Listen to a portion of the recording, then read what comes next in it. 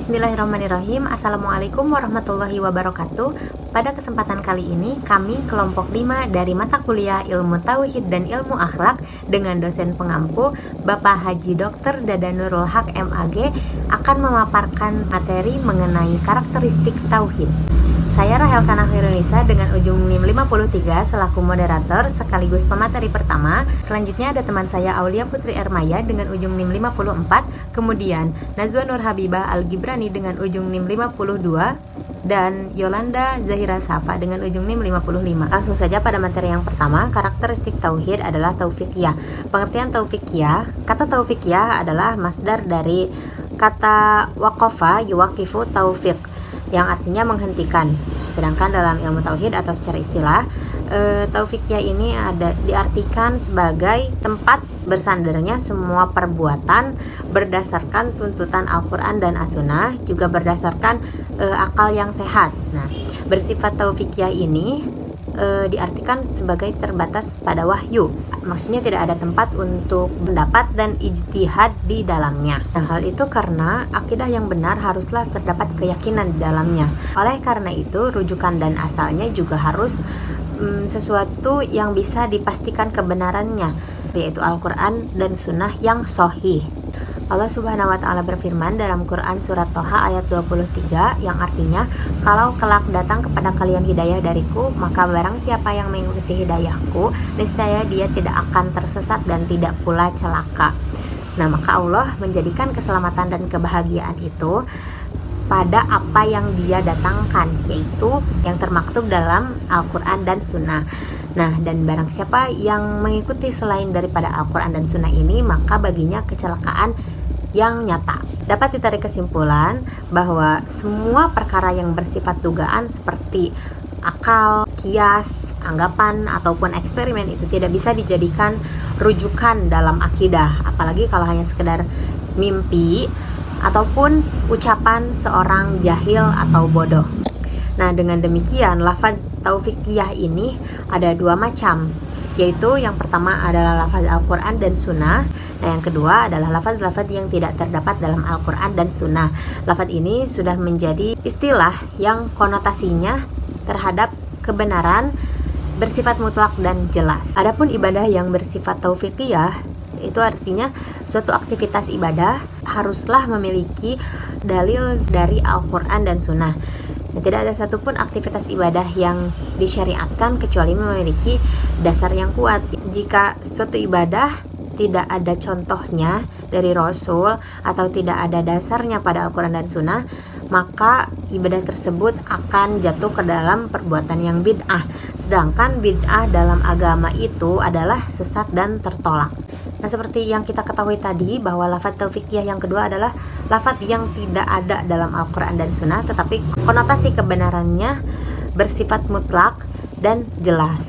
Nah, hal ini termasuk ke dalam materi ayat-ayat muhkamat dan mutasyabihat. Nah, apa sih ayat-ayat muhkamat dan mutasyabihat? Yang pertama ada ayat mutasyabihat. Ayat mutasyabihat ini biasanya disebut sebagai ayat-ayat yang samar atau tidak bisa berdiri sendiri.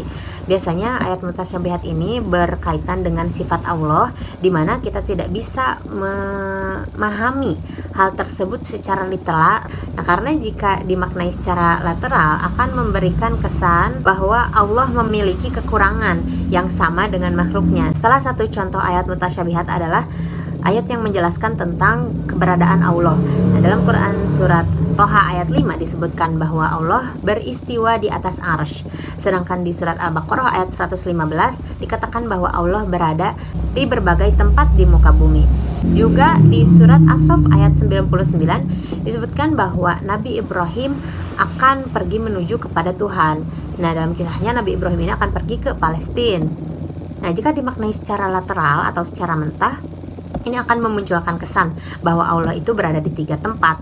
Nah, sebagian ulama ini menggolongkan ayat tersebut sebagai ayat mutasyabihat, sehingga pemaknaannya tidak bisa langsung secara lateral. Untuk ayat seperti ini dikembalikan kepada ayat muhkamat. Nah, apa sih ayat muhkamat itu?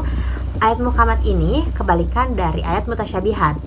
Kalau ayat mutasyabihat adalah ayat-ayat yang memiliki arti yang samar-samar, atau tidak bisa berdiri sendiri. Ayat muhkamat ini adalah ayat yang pasti dan bisa berdiri sendiri, tidak ada keraguan. Sebagai contoh, jika bicara mengenai keberadaan Allah, maka pemahamannya akan dikembalikan pada surat Asy-Syura ayat 11 yang artinya tidak ada sesuatu pun yang serupa dengan Dia. Nah, dari ayat tersebut dapat dipahami bahwa keberadaan Allah itu tidak terbatas. Bukannya Allah berada di 3 tempat, tapi maksudnya Allah itu tidak terbatas pada suatu tempat atau arah tertentu. Karena tidak ada satu hal pun yang serupa dengan Allah, termasuk soal keberadaan Allah sendiri, sehingga memahami keberadaan Allah adalah sesuatu yang di luar akal manusia. Nah, setelah memahami materi tentang taufiqiyah, kemudian ayat-ayat muhkamat dan mutasyabihat, seseorang itu diharapkan bisa lebih bijak dalam memahami dan memaknai apa-apa yang terkandung dalam Al-Quran. Namun perlu juga diketahui bahwa butuh waktu panjang untuk memahami dasar hal ini. Karena itu kita akan selalu memerlukan adanya sosok guru yang kompeten sebagai pengajar yang mampu membantu kita untuk memahami ajaran Islam dengan lebih baik. Sekian materi yang dapat saya sampaikan. Materi selanjutnya akan disampaikan oleh rekan saya. Bismillahirrahmanirrahim. Baik, perkenalkan saya Yolanda Zahira Safa. Saya akan melanjutkan materi karakteristik tauhid yang kedua, yaitu ghaibiyah. Secara bahasa, kata al-ghaibu adalah masdar dari kata goba yagibu goiban, yang artinya tidak tampak. Adapun makna gaib secara istilah ialah sesuatu yang tidak mampu ditangkap oleh indera manusia dan ilmu manusia. Tauhid ghaibiyah ini berkenaan dengan masalah gaib. Ghaibiyah berarti sesuatu yang tidak dapat ditangkap oleh panca indera kita, tidak tercium, tidak teraba, tidak terasa, dan tidak terdengar. Ia hanya dapat dianalogikan dengan melihat ciri yang tampak saja. Selanjutnya, kita akan membahas mengenai konsep ghaibiyah. Mempercayai hal-hal yang gaib merupakan salah satu syarat dari benarnya keimanan. Beriman kepada yang gaib berarti meyakini ciptaan Allah Subhanahu wa Ta'ala yang berada di luar dunia nyata, dan meyakini secara penuh tentang kekuasaannya. Namun, percaya atau beriman kepada hal yang gaib bukan berarti meyakini bahwa makhluk gaib itu memiliki kekuatan penuh. Karena jika hal ini sampai terjadi, maka akan mengakibatkan kemusyrikan atau menganggap ada sesuatu kekuatan selain kekuatan Allah. Adapun hal-hal gaib yang wajib diimani adalah alam barzah, mahsyar, hisab, mizan, syirat, serta syurga dan neraka. Gaib dalam ilmu tauhid terdiri dari 3 macam. Yang pertama adalah gaib mutlak. Gaib mutlak yaitu kegaiban yang tidak dapat dipersonifikasikan dalam bentuk penalaran indera. Sekalipun akal manusia telah keras membayangkan dan menganalogikannya dengan sesuatu yang konkret, kegaiban ini tetap tidak bisa dihadirkan dalam benak. Hanya Allah Subhanahu wa Ta'ala yang tahu kegaiban jenis ini. Contoh gaib mutlak ini dapat kita pahami pada Quran Surah Luqman ayat 34, yang artinya, sesungguhnya Allah hanya pada sisinya saja pengetahuan tentang hari kiamat. Dan dialah yang menurunkan hujan dan mengetahui apa yang ada dalam rahim. Dan tiada seorang pun yang dapat mengetahui dengan pasti apa yang akan diusahakannya besok, dan tiada seorang pun yang dapat mengetahui di bumi mana dia akan mati. Sesungguhnya Allah Maha Mengetahui lagi Maha Mengenal. Kegaiban yang kedua adalah gaib yang terikat namun masih relatif, atau al-gaib al-muqayyad an-nisbi, yaitu kegaiban yang ditakdirkan oleh Allah Subhanahu wa Ta'ala dan diizinkan untuk dapat ditemukan atau diketahui oleh sebagian manusia tertentu, bukan oleh seluruh manusia. Contohnya, jin itu mengetahui sesuatu yang kadang kita tidak ketahui, atau sebagian kita ada yang mengetahui keberadaan suatu benda sedangkan orang lain tidak mengetahuinya. Oleh karenanya, terkadang Allah memberitahukan kepada sebagian manusia, contohnya para rasul, beberapa perkara yang gaib, seperti tanda-tanda kiamat yang banyak disampaikan oleh Rasulullah Shallallahu Alaihi Wasallam dan lain sebagainya. Gaib jenis ini juga dijelaskan dalam Quran surah Jin ayat 26 sampai 27 yang artinya Dia adalah Rob yang mengetahui perkara yang gaib. Maka Dia tidak memperlihatkan kepada seorang pun tentang perkara gaib tersebut, kecuali kepada Rasul yang diridhoinya. Maka sesungguhnya Dia mengadakan penjaga-penjaga malaikat di muka dan di belakangnya. Jenis gaib yang ketiga adalah gaib yang terikat namun tidak relatif, atau al-gaib al-muqayyad ghairu anisbi, yaitu hal yang gaib dan bisa diketahui oleh orang banyak karena Allah Subhanahu wa Ta'ala telah memberikan isyarat-isyarat yang mengarah kepadanya.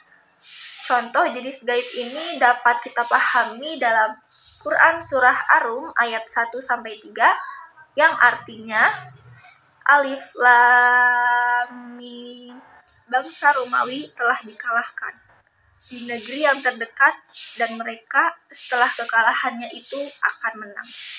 Sekian pemaparan dari saya. Materi selanjutnya akan disampaikan oleh Aulia Putri Ermaya. Terima kasih. Bismillahirrahmanirrahim. Perkenalkan, saya Aulia Putri Ermaya. Setelah membahas dua karakteristik tauhid di slide sebelumnya, sekarang kita beralih kepada pembahasan yang ketiga, yaitu tentang syumuliyah. Teman-teman, syumuliyah ini diambil dari bahasa Arab syamil yang berarti terlingkupi, terliputi, dan menyeluruh. Nah, perlu kita ketahui bahwa syumuliyah ini memiliki kesamaan definisi dengan komprehensif dalam bahasa Indonesia. Teman-teman, Islam merupakan satu-satunya agama di dunia ini yang bersifat komprehensif. Artinya Islam merupakan agama yang risalahnya itu secara luas dan juga lengkap, dengan memperhatikan detail-detail sekecil apapun. Nah, teman-teman, syumuliyah ini kemudian akan dibagi menjadi 3 bagian, yaitu syumuliyah zaman, syumuliyah minhaj, dan syumuliyah makan. Yang pertama adalah syumuliyah zaman. Syumuliyah zaman berarti kesempurnaan waktu. Artinya adalah risalah Islam ini tidak hanya berlaku pada periode-periode tertentu, akan tetapi berlaku sejak Nabi Muhammad SAW diutus menjadi Nabi dan Rasul hingga hari akhir nanti. Berbeda dengan para Nabi yang diutus sebelum Nabi Muhammad, di mana ketika datang Nabi lain untuk menyampaikan ajaran yang baru, maka ajaran yang sebelumnya akan dihapus. Nah, Nabi Muhammad kita yakini sebagai Nabi yang terakhir. Oleh karena itu, akidah yang dibawa oleh Nabi Muhammad, yaitu akidah Islamiyah, merupakan agama penyempurna dari agama-agama sebelumnya. Oleh karena itu, ajaran Islam ini bersifat tidak mengenal batas waktu.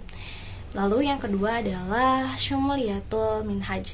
Nah, syumuliyah minhaj ini artinya mencakup asas, albina, dan al-mu'ayyidat.